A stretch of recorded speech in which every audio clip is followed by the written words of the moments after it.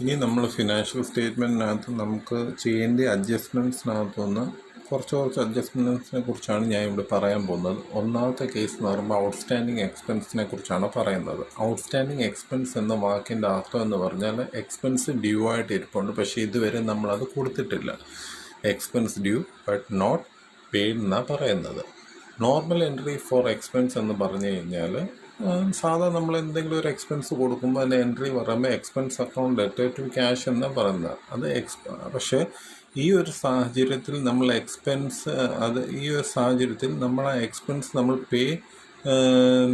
ക്യാഷായിട്ട് പേ ചെയ്തിട്ടില്ല. അതുകൊണ്ട് തന്നെ അതിൻ്റെ എൻട്രി വരുമ്പം എക്സ്പെൻസ് അക്കൗണ്ട് ഡെറ്റഡ് ടു ഔട്ട്സ്റ്റാൻഡിങ് എക്സ്പെൻസിനെ കുറിച്ചാണ് പറയുന്നത്.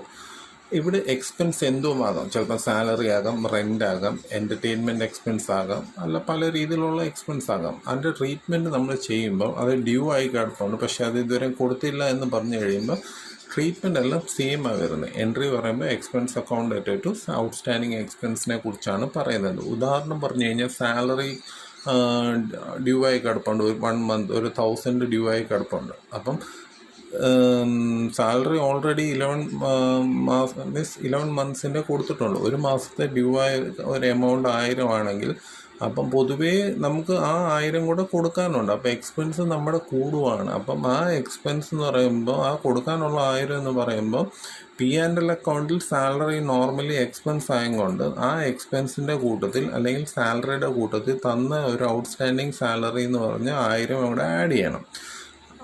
അതാണ് ആദ്യത്തെ ട്രീറ്റ്മെൻറ്റ്. രണ്ടാമത്തെന്ന് പറയുമ്പോൾ കാരണം നമുക്കത് ബാധ്യതയായതുകൊണ്ട് ലയബിലിറ്റി സൈഡിൽ അത് കാണിക്കണം. ബാലൻസ് ഷീറ്റിൽ ലയബിലിറ്റി സൈഡിൽ അത് കാണിക്കണം. ഔട്ട്സ്റ്റാൻഡിങ് എക്സ്പെൻസിൻ്റെ കാര്യമാണ്.